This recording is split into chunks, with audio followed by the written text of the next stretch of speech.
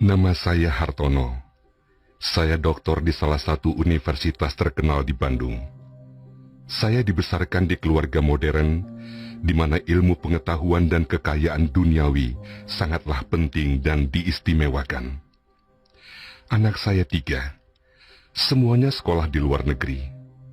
Saya menulis buku panduan bagaimana supaya bisa menyekolahkan anak di luar negeri tanpa dihantui beban biaya yang mahal. Saya banyak diundang seminar tentang ini. Konsepnya, setiap anak lahir harus beli rumah sekecil apapun. Nanti rumah ini dijual untuk membiayai kuliah anak di luar negeri 1 atau 2 tahun. Tahun ketiga, anak diajari untuk membiayai hidup dan kuliah sendiri. Konsep ini diikuti banyak orang dan terbukti sukses. Tapi belakangan, saya menarik peredaran buku itu dan meminta maaf kepada orang-orang yang sudah keburu terpengaruh dengan pemikiran saya. Saya menolak konsep saya sendiri setelah peristiwa tragis menimpa keluarga saya. Satu hari istri saya sakit. Anak pertama yang sudah mapan bekerja di Amerika, saya telepon bahwa ibunya sakit. Dia tidak bisa pulang dengan alasan ada beberapa meeting yang tidak bisa ditunda. Anak kedua sedang ujian, sehingga mustahil juga pulang karena resiko tidak lulus ujian. Anak ketiga baru saja diterima bekerja di sebuah perusahaan IT ternama.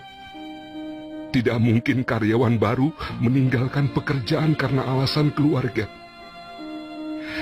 Ternyata Allah menakdirkan istri saya meninggal seminggu setelah ia dirawat di rumah sakit.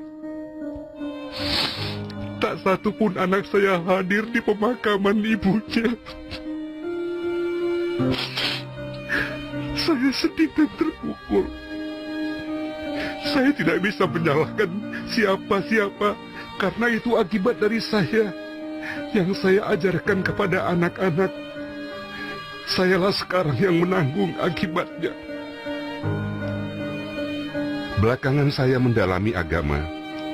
Saya belajar ngaji, belajar memahami apa yang diajarkan Nabi, belajar bagaimana mendidik anak menurut Islam dan lain-lain. Ternyata saya salah besar.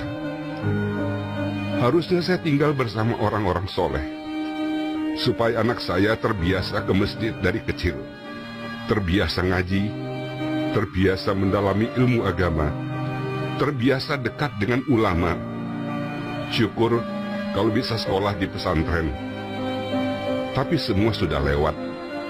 Waktu tak mungkin diulang. Saya merasa sudah menjerumuskan anak-anak dengan menyekolahkan anak saya ke luar negeri.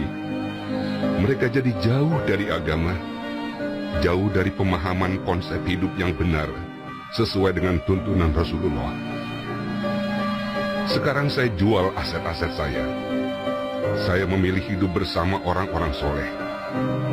Saya merencanakan pindah ke kompleks rumah tinggal yang mementingkan tetangga, seiman, semasjid, dan sepengajian daripada sekedar tetangga biasa.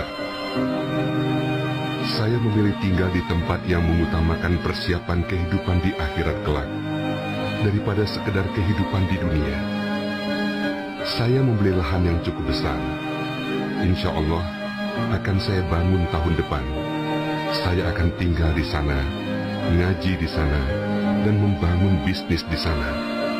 Siapa tahu nanti salah satu cucu saya mau tinggal bareng saya dan sekolah di pesantren di sana. Bisa hafiz Quran dan jadi aset saya kakeknya. Semoga